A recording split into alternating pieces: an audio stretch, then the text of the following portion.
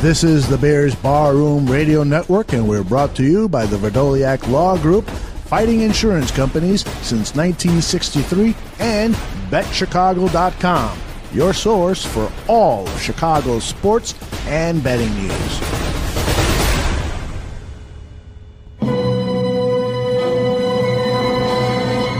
Buffone. A certain magic will always linger with the very name. It speaks of courage and fervor in the world's most brutal game. 55, worn by Doug Buffone, a Chicago Bear through and through. He demanded excellence of himself and anyone wearing navy blue. You tell me what's going on. This is moronic.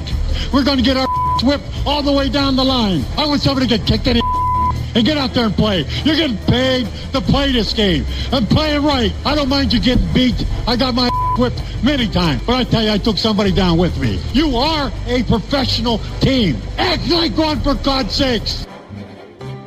Football fans, this is Buffone 55. The John Buffone Show. Hello and welcome to this special Monday night edition of Buffone 55, the fastest-paced Chicago Bears football podcast available. I am your host, John Buffone. Hey, Barflies, are the Bears good yet? It's hard to tell with all these national pundits, but you in the barroom know this team is for real, and they are in first place. Let's get excited about that. With me, as always, is my sidekick and trusty show producer, Bears Girl BG. You even go to bed after that game? I didn't go to bed, John. I think I got maybe 2 hours sleep. I was excited for today, and even more excited that we have another Bears game on Thursday. Oh, man, it's the gift that keeps on giving. As long as they keep winning, it's the gift that keeps on giving. Now, Bears Girl, we heard from our fans. They wanted a little more Buffone 55. I can't blame them. This show's pretty awesome. So we're going to try something a little bit different tonight on this special edition show. Why don't you tell the listeners what's going to be going on? That's right, John. Your listeners do want more Buffone. So tonight we're going to have two sets of Buffone 55 questions. We're going to start with 5 questions about the Bears and Vikings game, head into our game preview with the Lions, Bears, and your special guest, and then head right back here for another rapid round of Buffone 55 questions. Are you ready, John? Oh, man, more 5. I can't even talk right now. I'm ready to go. Let's do it, Bears. Let's go. All right, so let's remind our listeners, especially our new ones, how this part of the show works. I'm going to ask you 5 questions. You've got 55 seconds to respond. The reason you picked 55 seconds is as a tribute to your uncle, Doug Buffone, who wore numbered 55 during his 15 seasons with the Chicago Bears. At the end of 55 seconds, you're going to hear a whistle, at which time you can start to wrap up your response. Here is your first question, John. Give us your overall assessment of the Bears versus Vikings in 55 seconds. I am talking all the highs and all the lows. Go. Well, I mean, it was an emotional roller coaster. There's no doubting that. But this is a game that the Bears probably lose last year. Hell, this is a game that the Bears might have lost last month. We saw a team get out to a hot start, fade like they did against Green Bay, but made enough plays to actually finish. That's what good teams do. They finish close games against good teams, and they handle momentum shifts. We saw a young quarterback start strong, fade a little bit. He didn't get rattled. He settled down, and he came through in an ugly game to win. I saw a defense rise to the occasion, basically stonewall 2 of the best receivers for about 3/4 of the game. And I also saw a defense that's playing angry. They are mad as hell. I saw Akeem Hicks and Khalil Mack literally running people over. It was like a 17-year-old playing in a Pop Warner game. We had a defense full of Danny Almontes out there last night, guys who looked like they were playing children out there. The national media wanted a staple win for the Bears. Well, guess what? You got it. It probably still isn't enough for them to impress them. They probably still have a ton of different excuses out there, but this was a staple win for the Bears. I have to agree with you, John, but I did get the fourth quarter sweats that I have gotten almost every single game this season, that comes except for Buffalo. That comes with the territory of being a Bears fan. You just got to get used to that. Let's go to question number 2. Can you dissect the one play that you think was the turning point of this game, John? The clock starts now. I don't think I really saw a real turning point until that Eddie Jackson pick 6. The game started to shift. Some Bears fans did revert back to that here we go again mentality. And then what happens? The defense punches the Vikings right in the gut and steals their soul. This was the play that the Bears needed. This was the play Chicago needed. Something to show the country on a national stage that the Bears won't fold in high-pressure situations. Also, I said last night was kind of a pressurized situation for Cody Parkey, that was a playoff-like situation. If the Bears are going to make a run in the playoffs, it's kind of still weird saying that, by the way, they will absolutely have to make a late kick to seal a game. So Parkey better rent a room off Virginia McCaskey and start living at Soldier Field and kick off that surface every day. But getting back to the original play, Jackson's pick six, that epitomizes what the Bears have not been for the last 8 years. A team that can rip your soul out late in a game. We are so used to having our own souls ripped out. Well, it's 2018, baby, and I'm feeling like the Grim Reaper out here. This is a team, and this is a play, and this is a game that you can really build on. It's amazing what happens when you actually kick where you play, right, John? It's weird, practicing where you play, being committed to your craft. We won't go down that rabbit hole. Go ahead. Next one. Question number 3. John, which player or players are you most proud of today or disappointed with? You're now on the clock. I'm going to give an honorable mention to Cody Parkey, but one good game does not a season make, so I'm not going to give him too much credit. But he made a hell of a kick, so I'll give him that. How about Leonard Floyd last night? We've been giving this guy so much crap, and he looked like he was shot out of a cannon last night. 5 tackles, 2 for losses, but, he was just a big disruptor if you watch the game. Listen, I don't like much of what comes out of Chris Collinsworth's mouth, but when he said it'd be scary if Floyd came on strong come playoff time opposite Khalil Mack, he's absolutely right.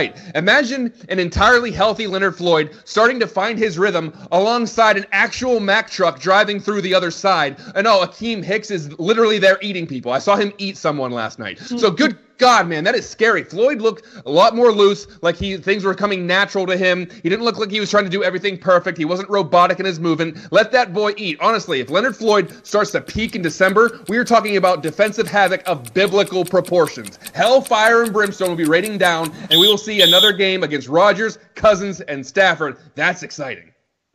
Okay, John, let's go to question number 4. And I know Chris Armstrong's going to want to know the answer to this one. Matt Nagy wore his visor in a game where the temperature was below freezing. Is this the move of an apex predator or simply a man who loves his visor? 55 seconds starts now. Hey, look good, play good. Listen, athletes and sports folk in general are creatures of habit. My uncle said he used to throw up before games. At first, it was just rookie jitters and kind of overwhelming nervousness of playing for the Chicago Bears in the 1960s. Then he said it became kind of a routine. He wasn't as nervous as time moved on, but he still had to, get that spew in pre-game so he'd feel ready to play. So I don't know how long that lasted, but if Coach Nagy feels like he's in more of the zone when he's rocking his visor, I say vise on, man. If you think you draw energy from part of your outfit, whether it's a visor, a pair of socks, a G-string, whatever, you rock it because it might be a placebo effect, but there are so many mental gymnastics that go into sports that you need that comfort, knowing that everything's in its place and you can maximize your performance as a player, or in this case, a play caller. So don't lose that visor, man. It's working. And you're going to be inside this week. So don't worry. You're not going to be cold. You're not going to have to worry about weather like that. Don't mess with the feng shui of the sidelines, Matt Nagy. You keep rocking that visor. I am not sure how much could be in place if anyone's rocking a G-string in these games, but I actually don't want to know the answer to that. And we've also sent Nagy at Bears Barroom 2. So hopefully he can rock that at some point. Question number 5, John. Seriously, where does Matt Nagy rank on your list of candidates for Coach of the Year? Go. Look, he's got to be up there. What he's done with his team in year 1 is nothing short of miraculous. They're leading the division, turned a young quarterback prospect into a very efficient NFL quarterback, and has installed an offense that would have John Fox in a straitjacket at this point. He is top 3 for me. It's hard to argue against Andy Reid in Kansas City, Sean McVay in LA. Maybe John Gruden, for all he's done for the Bears this year, would be a nice candidate, but I think Andy Reid and McVay have already had solid teams to work with, but they should be recognized for that. They built those teams up, so you can't fault them for building up good teams in years past. But Nagy took over a team and a culture that was absolutely drained. Nearly a decade of losing and a fan base that wasn't lethargic as much as it was pissed off. Bears fans yearn for winners because they don't turn the back on the team. This isn't like other areas where if the team sucks, they just don't watch and they find other hobbies. This fan base is with the Bears no matter what. And if you watch all this horrendous play on the field for this long, you understand why they're so pissed off. So Nagy comes in with almost washes that away in a month. That's crazy. So much pressure, and he storms in and dissipates it. If the Bears win the division, I think he should be Coach of the Year. And I am loving all the receipts that people are pulling from all of those national pundits who said Nagy shouldn't have been hired and Pace should have been fired along with Fox. It'll be interesting to see what they're all saying come January. Well, half of them picked the Bears to go 6-10, so that this should be interesting. They've already exceeded that. Absolutely. Now, I had them at 9-7, so I'm expecting my prediction to be blown out of the water, but I'm actually okay with that. No, I had 9-7 as well. I said the floor was 9-7, but you know what? I'm fine. I mean, make me look as dumb as you want. You just keep winning. Now under this new format, Bears Girl, it looks like it's time to switch over to the guest of the show. Returning to the barroom tonight is none other than Kent Platte, but most of them know him as Math Bomb. He's a Navy veteran, math junkie, football nut, writes for Pride of Detroit, and contributes to Inside the Pylon. He's the brilliant mind creator of RAS. For those familiar with RAS, it's the acronym for Relative Athletic Scores, which grades a player's measurements on a 0 to 10 scale compared to their peer group, something way over my head and way more advanced than I'm ever going to understand. But welcome back to Buffone 55. Ken, how you doing? Kent isn't with us just yet. His headphones aren't working, so he's asked us to recall him, and he will be joining us in just a minute. Oh, so I want to know. Leave it to a Lions guy. He must show up on time. Let's be nice. He hasn't joined us yet, but I want to know, what did you pound back as your celebration meal, John? Because I know that you go big after every Bears game. Well, it's during the game, after the game, it's before the game. I'm also a creature of habit. And so far, the Bears haven't lost when I have 30 wings in the oven. So I did pound about 20 wings. I made myself some cheese, garlic bread. I had some. Don't worry, I had low-fat ice cream with peanut butter. So I'm watching my figure. So it was a good game. I got my protein in. So I feel pretty good about it. And Kent is now with us. So I hand it over to you, John. All right, hey, Ken, thanks for joining the show. How you doing? Great, man. Am I coming in all right or no? Your cable TV is experiencing difficulties. Please do not panic. Resist the temptation to read or talk to loved ones. All right, Ken, we talked about that headline in the Detroit Free Press. You said there's always one writer who writes a negative piece on the fan base. You got a rebel rouse. Is that kind of how you see it? Oh, yeah.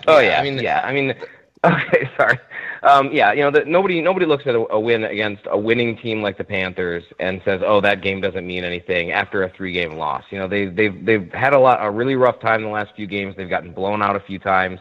They come in and play real hard. They play really well for the most part. The quarterback that struggled the last couple of games plays really well. Guys that have been injured are now back. There's nobody that looks at that and thinks that's meaningless unless they're just trying to get headlines. Yeah, and I think that, like you said, there's always seems to be one in there, and it does get clicks. It does kind of you get people into a little bit of a lather. So I mean, it's nature of the business sometimes. But I want to talk about some actual things that could impact the game on Thursday. What's the latest to the injury on Kerryon Johnson, the rookie running back he's rushed for over 500 yards, average about 5 yards a carry. What does it do to this team if he's unable to play on Thursday? And do you have any inkling of whether or not you think he'll play? Yeah, so it's a big deal. So when we were getting ready for the last Bears game, I had another podcast that I had done where I said that the keys to the game were 3 players, which was T.J. Lang, who was out, Darius Slay, who was out, and then Kerryon Johnson, who struggled because there was nothing else going on in the game. But coming into this one, it's pretty much the same thing. Lang's out for the season now. Slay's back and healthy, so that's really good for the Lions' chances on defense. They have nobody in that defensive secondary right now that's doing their job well. Well, we have a rookie that's doing really well, but you guys know how younger safeties that start to play well are. That's always exciting. Yeah. But Kerryon has played really, really well, and nobody else in that backfield has. LeGarrette Blount he's rushed for under 2 yards a carry. It was like 7 or 8 times this season. He's rushed for under 1 yard a carry several times this season. He had 7 rushes for 6 yards, I think it was last year. No, 7 rushes for 1 yard. Some ridiculous stat. He's horrible right now. Solid average. They've got nobody. Yeah, they've got nobody right now outside of Kerryon Johnson. But his injury looked really bad, and the initial diagnosis looked really bad. The Dr. Chow and the other guys that do all the film study, they all said, well, the angle wasn't great, but it didn't look good. It ended up being the best case scenario that you could get without there being no injury. He has a mild sprain of his knee. They're saying it's week to week. It's very unlikely we see him this week. If we see him next week, I would be shocked. But the fact that he's healthy enough to potentially come back this season is a huge win for the Lions. But I don't see him coming back this week, which means the Lions are going to rush a whole lot of LeGarrette Blount on 1 yard dive plays. Well, I'm sure Bears fans love hearing that. It's also going to put a lot more pressure on their quarterback, Matt Stafford. Now, this is a guy that, has always turned out good numbers. Kind of, some people say underrated, and some people say, that he kind of flies under the radar with all this. You look at the stats. He loses Golden Tate, but Golladay kind of emerges. In your opinion, and, you can use stats or just the eye test here, what kind of season is Matt Stafford really having? It started off really, really bad in the Jets game. He threw like 4 picks or something like that. It was awful. The start to the season was terrible. But between that and then the 3-game losing streak, Stafford played really well, like top tier well, like top in the NFL. And then he fell right back off again once stuff started to struggle. The offensive line started to struggle. TJ Lang got hurt. Taylor Decker got hurt. Suddenly they're looking at, much different offensive line than he had to start the season. The pressure started to mount. He hit that Vikings game and had 10 sacks in it. The Bears obviously took him to task the other week.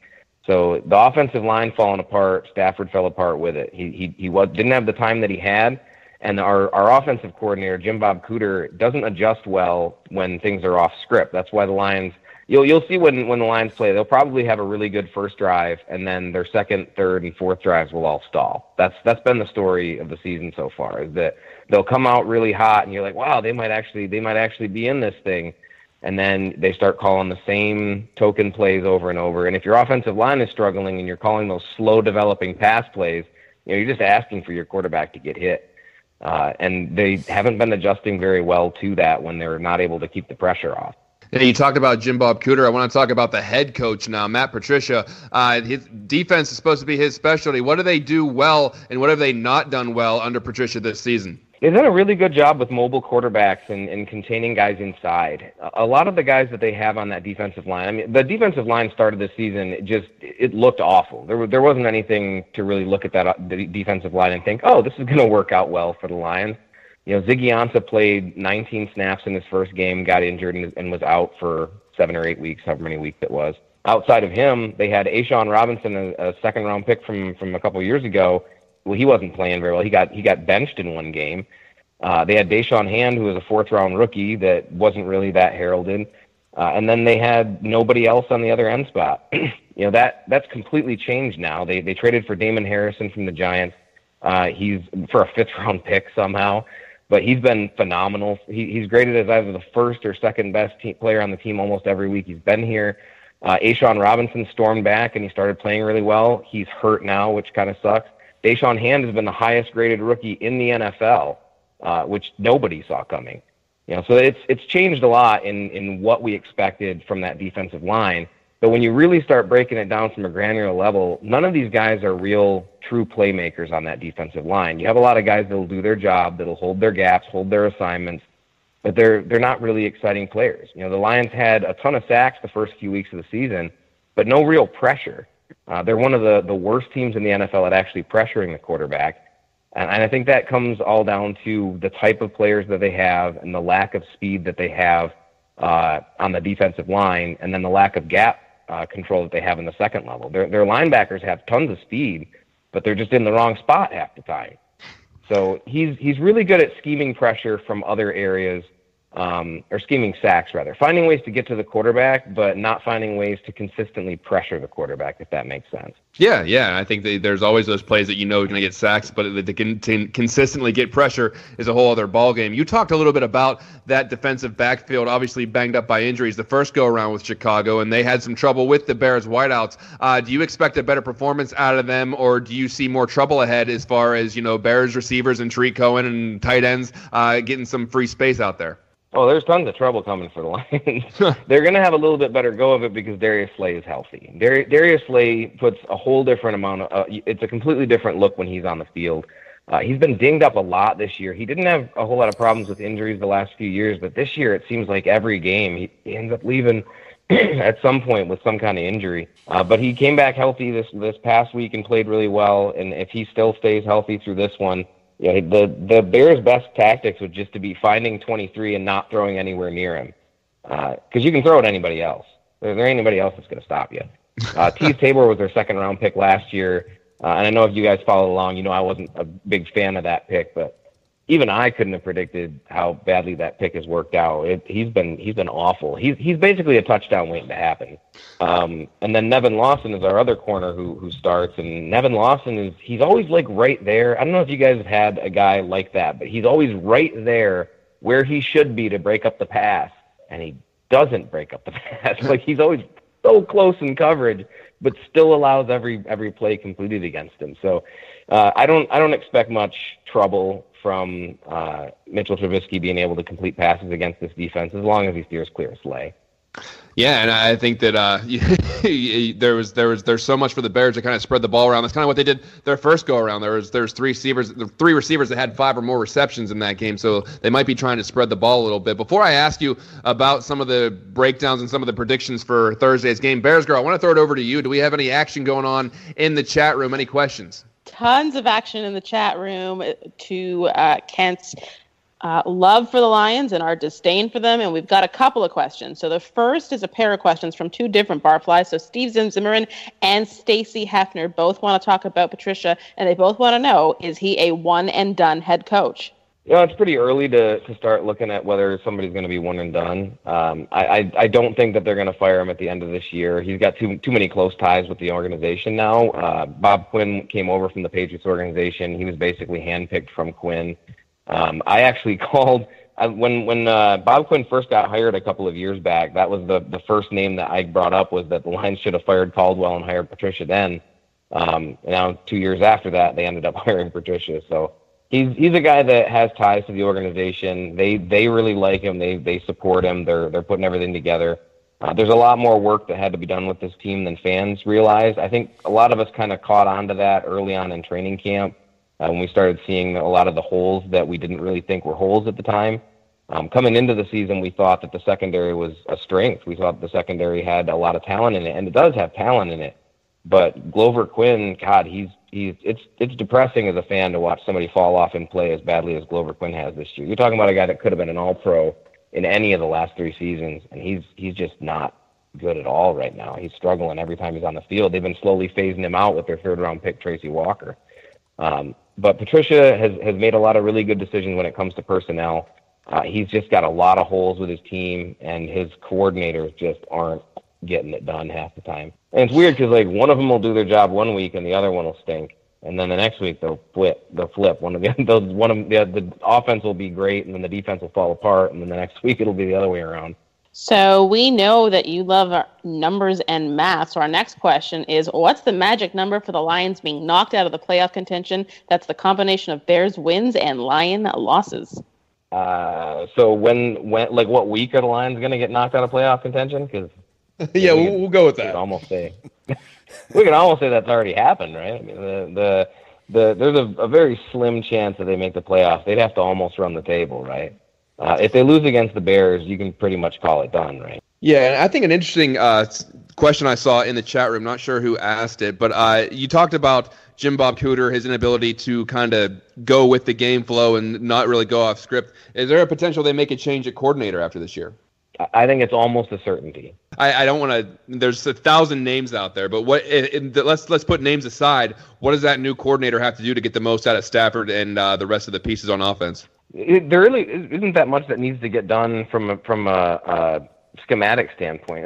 Most schemes in the NFL, I think we get wrapped up talking about scheme too much. There's only really four or five actual schemes that are run in the NFL. It's just a matter of how you play call and how you get the most out of your personnel. And Cooter just has struggled to be able to do that on any consistent basis. He can write a good script where, okay, this time we're gonna use our tight ends. I remember last year we had 2 or 3 different games where he decided he was going to use Eric Ebron at tight end and Theo Riddick from the backfield, and he would alternate the types of routes that they would run, so that the linebackers just had no chance. You had to try to cover Theo Riddick and Eric Ebron on option routes. It was really difficult to defend, but he would just do that once and then not do it again. He would just immediately go away from it. The decision to go away from your playmakers, as a fan base, that's maddening, right? You watch, you got some guy out there who's just tearing it up on the field, and then they're pulling him off the next play. That will drive you insane as a fan.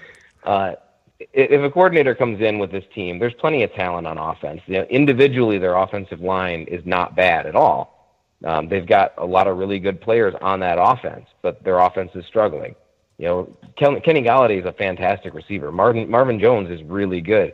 Frank Ragnow is doing really well in the offensive line. Graham Glasgow doesn't get a lot of national press, but as a center, he's done really well. Taylor Decker's done really well. There's a lot of guys on that offense who do really well. So why is your offense struggling?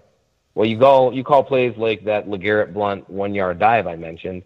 You call plays like we're gonna have a stretch play to our power back on 3rd and 1. What are you doing? Who does that?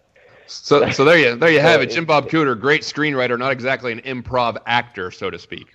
Yeah, right. Exactly.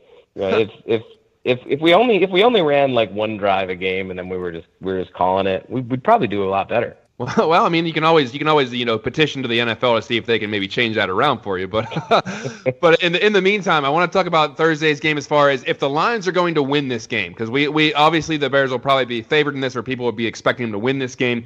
If the Lions are going to win this game, what do they have to do, or what do the Bears have to screw up to really give the Lions a good shot to win? The Lions have to figure out how to run with somebody other than Johnson, because Johnson's almost certainly not going to play. So they have to figure out how to get LeGarrette Blount to do something, or they need to play Zach Zenner, who hasn't even carried the ball yet. They signed him back a couple weeks ago.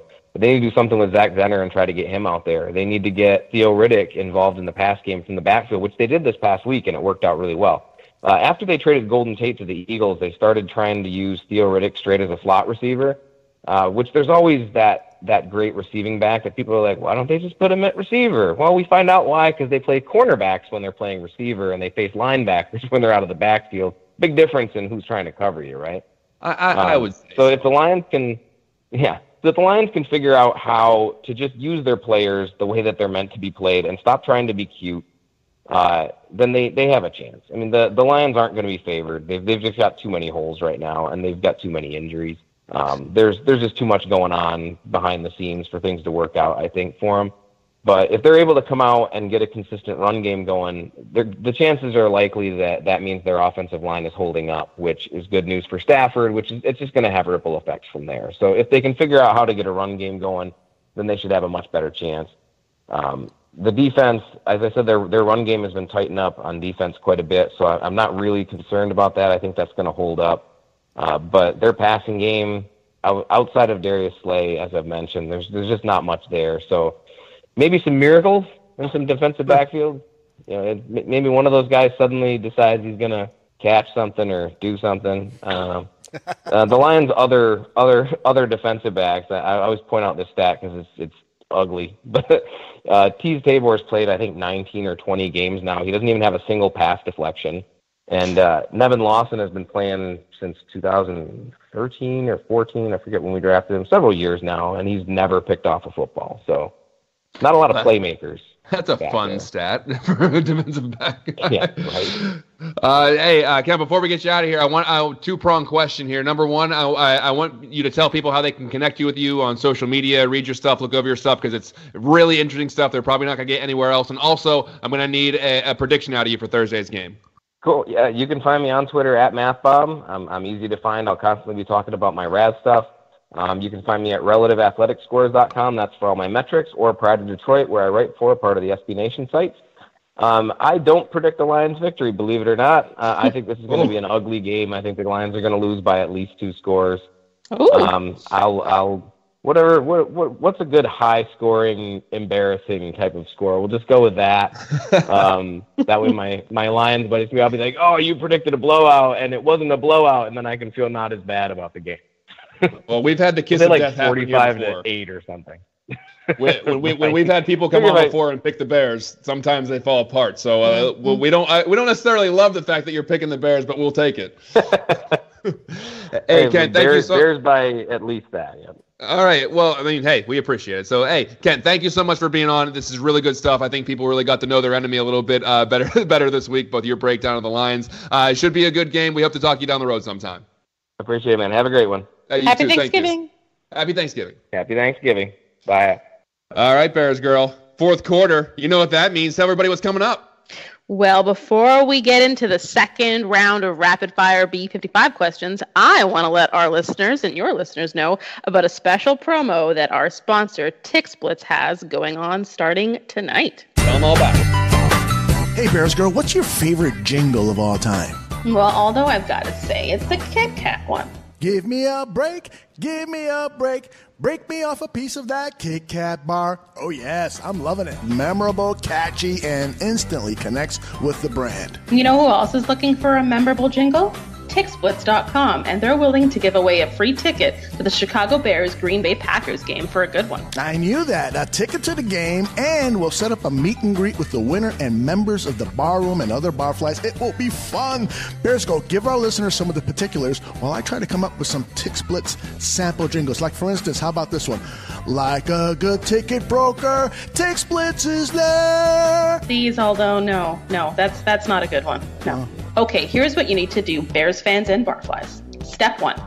Record an amazing, catchy 10 to 30 second jingle for TixSplits to use on their social media promos. It can be audio only or a video entry. Step 2. Submit it via Twitter and make sure you tag both at Bears Barroom and at TixSplits. Step 3. Send a copy via email to marketing@tixsplits.com. That's marketing@tixsplitz.com with Bears Barroom in the subject line. Contest runs from November 19th until December 5th, and the winner will be announced on December 10th. Full contest details are available on bearsbarroom.com. All right, you gave me an idea for another one. TIXBLITZ. No. Nothing like that? No. How about this one? You deserve some tickets today, so get up and call TixSplits. No, please make sure that you're not using any trademarks or copyright infringements. Be creative, and as Matt Nagy says, be you. So head over to Bears Barroom for all the details. Submit as often as you want. Just please make them better than Aldo's. And breaking news, we've lost all sponsorships after listening to Aldo sing. In fact, can you sing, John? Hey, I was a wedding singer. There's a tidbit for you. I was paid to sing at weddings at one point. So yes, we gonna get a John Buffone entry to the contest? That'll cost you. Don't do anything for free. You know how that. Well, let me show. That's a little bit American for you, right there, Bears Girl. You don't do anything for free. You get a chance to win a ticket to the Packers and Bears game on December 16th in Chicago. Well, you know what? Maybe I'll dust off the top hat and cane after all. So there you go. All right, John. So let's remind our listeners how this part of the show works again. I'm going to ask you another 5 questions about our beloved Chicago Bears, and once again, you're going to have only 55 seconds to respond. That same whistle will sound at the end of those 55 seconds, at which time you can start to wind up your response. So let's do this. Are you ready? I'm ready. Let's do this. Okay, question number 1. John, the Pilgrims celebrated the first Thanksgiving because they were grateful for their successful harvest in the New World. During this feast, the Pilgrims demonstrated their tradition of thanking God for this bountiful feast. In 55 seconds, tell us what the Bears fans, us loyal listeners, should be most thankful for.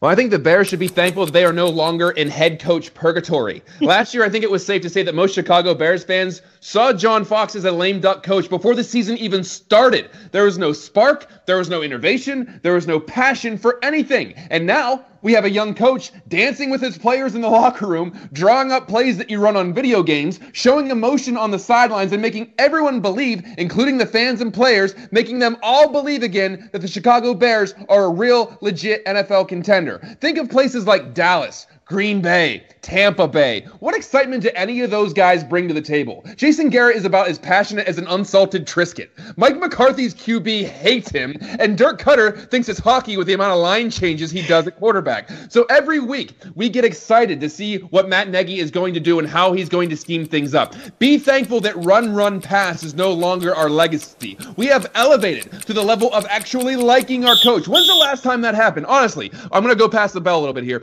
Honestly, when's the last time that most fans can say they really, really like the Bears head coach? Lovie Smith? Even he caught crap in the prime years for not showing emotion and having the phrase, Rex is our quarterback, playing on repeat. So this is truly an exciting time. I have to agree with you, John. In my 18 years following this team, I have never been this excited to watch on Sundays, and I have never spent this much goddamn money on swag in our swag shop as well as the Bears Pro Shop. So I'm thankful for that. Good time to be alive. Question number 2. It's good to be thankful, John, but I'm a little concerned about the quick turnaround. Our Bears players have to play in about 60 hours or so, and they're going to be back out there bruising it up with a hungry Lions team seeking revenge in Detroit at Ford Field. What's your level of concern? Well, the short turnaround always favors the home team. There's no travel time. The away team has to kind of get their stuff in order a lot quicker. But as we heard, the short turnover may actually keep the Lions, one of the best offensive threats for the Lions, out and carry on Johnson. The Bears seem to escape Sunday night relatively healthy. Shaheen's a bit of the concern. Allen Robinson looked like he was limping around for some reason. Jordan Howard only had 18 carries, so maybe we see a big dose of him on Thursday. They have a lot of weapons to utilize, and I think they may have held some things back in their first matchup against the Lions. Once again, it's awesome to have faith in a coaching staff that they'll actually plan accordingly in these situations. So I'm convinced that the defense is going to play a better. I am concerned not really for their performance, but for overall health. Like I said before, those guys love blunt force trauma. If their bodies aren't in good enough shape and they're playing that way, I'm obviously in fear for injury. So I guess I'm not as much worried about the Lions as I'm afraid of losing someone important for a significant amount of time when the Bears are in a heated division race. So stay healthy out there, fellas. We need all of you going on. And I know you were out there punching some punching bags and boxing just before this game, so you may not have seen the report that Trubisky is listed as reported with a shoulder injury. You concerned about that? Oh, man. Mitch, no way. Superman. He's the bionic man. We have the technology. It'll be fine. All right, John, question number 3. I was at the Bears-Lions game last year at Ford Field with Aldo, and I witnessed my man Mitch throw for over 300 yards and a touchdown, but he also threw 3 interceptions.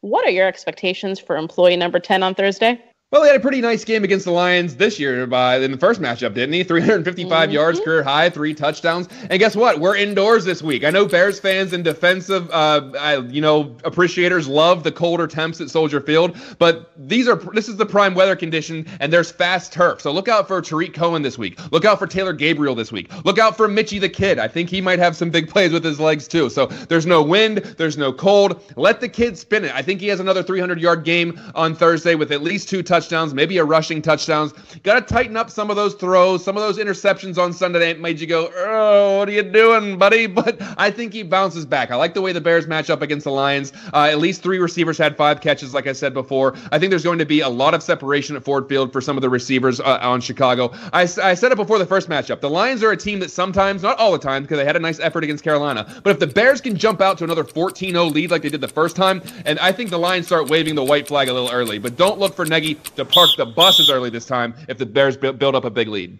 And I am trying to rearrange my afternoon because it's a regular work day for me up here in Great White North Canada to be able to at least listen, if not watch, that game. Gotta be a personal day, BG. Gotta be a personal day. I actually want to be in Detroit, and I tried to get the day off, but that's just not happening. So let's talk about next Sunday. The Vikings play the Packers in Green Bay. Packers are 2 1/2 games from the Bears at 7-3 with their 4-5-1 record. The Vikings are 5-4-1. So who are we going to root for on Sunday? The Vikings, the Packers, or possibly another tie? I've called every source I have, and apparently there's no formula or circumstance in which both teams can lose. So with that option out, another tie, I guess, would be fine. But as much as I hate Green Bay, and trust me, they annoy the hell out of me. But it would be huge if the Packers could beat Minnesota and the Bears could beat the Lions. That puts the Bears at 8-3. The Packers and Vikings would both be at 5-5-1. That is a nice cushion in the division, my friend. That would certainly be sweet. Now, I essentially see this as an elimination game for Green Bay. If they lose, they're 4-6-1. The best they can be is 9-6-1. And I don't think that gets you into the playoffs this year. So this game is in Minnesota, but I guess I'm going to plug my nose and try to block out the stench of a cheesehead victory if that means that the Bears actually gain ground from that happening. But I'm not going to be devastated if Green Bay's season is essentially ruined next Sunday. No, I'm not going to shed a tear for that. I will not be heartbroken over that result either. So it's kind of a win-win situation for Bears fans, but you also want that cushion in the division. I'm not sure I can root for either of them, so I'm going to go with hopefully another tie. Question number 5, John. It's our favorite feature, you closing the show with a pep talk. And since it's Thanksgiving week, we got so much to be thankful for. Sometimes life runs too fast and people forget all the wonderful things we have and that are around us. So how about you use this closing pep talk for our listeners this week? But please, don't try to sound like Tony Robbins. As head coach Matt Nagy says, be you. The clock is off. All right, Barflies, I'm reaching out to you. I'm wishing you a happy Thanksgiving. I hope everyone gets to spend some time with family and friends, and we all get to huddle around the TV to watch a Bears victory. But let us reflect on what we have to be thankful for. I want you all to go back exactly 1 year. Where were you personally? Where were you professionally? And where were you as far as your fanhood goes? I know where I was. I was screaming about John Fox, Dowell Loggins, and the group of water boys we dressed up as wide receivers. Last year, before Thanksgiving, the Bears were 3-7. This year, before Thanksgiving, they're 7-3. Think about that. Let's be thankful that the team we love so much is relevant. Not only are they relevant, but they're in first place in the NFC North. I think we can all be thankful for that. And on a personal note, I am and forever will be thankful to Bears Barroom and to you, the Barflies. You have given me an outlet to talk about my most favorite thing in the entire world, the Chicago Bears. Every person has trials and tribulations throughout the year, but I could always count on the Barflies having my back and raising my spirits, and you have all become family to me, despite the fact I've never met any of you face to face. That's something pretty special. And finally, this show never happens without the big fella. I'm talking about Uncle Doug. He's the reason I'm a Bears fan. He's the reason I stuck with broadcasting when I was making $100 a week doing local radio. And he's the reason I have so much passion when I talk to all of you every week. He's the inspiration for this show. And for that, I am forever thankful. And before we wrap up this show, I'm going to give you my prediction. That being said, I think Uncle Doug would love to hear that I'm picking the Bears to kick the Lions' ass this Thursday. Mitch has a rebound game. The defense continues to dominate. Bears 27, Lions 16. And don't forget, this episode of Buffone 55 will be on your podcast stream first thing Tuesday morning. That's different. Make sure you share it with your friends and give us a review on all the delivery services you get your podcast from. We are on all of them: iTunes, Podbean, Spotify, Google Play, Stitcher. I think we're on Tamagotchi and Gigapets. All you have to do is type it in, and we're going to pop up, and you can listen to the show. Bears Girl, we made it through another one. Go ahead and plug that swag shop one more time. Well, we are so thankful here for all of our Barflies at Bears Barroom that we have been working hard to bring you new swag shop items. There's going to be a very special announcement that I will share with our listeners tomorrow night. Back here on MixLR Live on 100 Proof, we are having a sale, folks, a Black Friday, Cyber Monday sale. We will let you know what the codes, what the deals, and what the swag is all about tomorrow.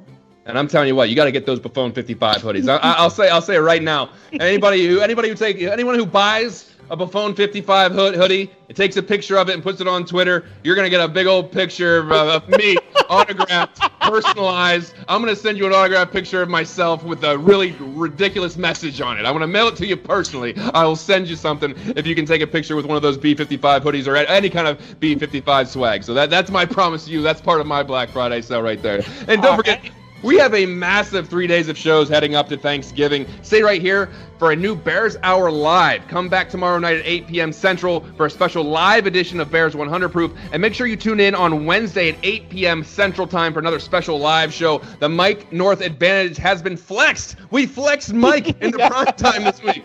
Don't miss it. And if you do, you can listen to all these shows as podcasts while avoiding your relatives over turkey and stuffing. I can't believe I opened up for Bears Hour Live.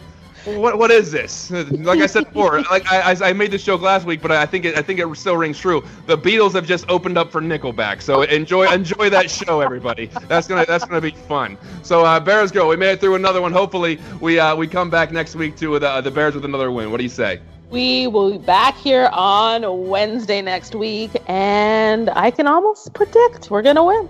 All right, I will predict we're going to win. We're going to come out of Thanksgiving victorious. But thank you for tuning in, everybody. This has been Buffone 55 on Bears Barroom Radio Network. We're back into a regular time schedule next week on Wednesday. Thanks for tuning in. Bear down, everybody. Happy Thanksgiving.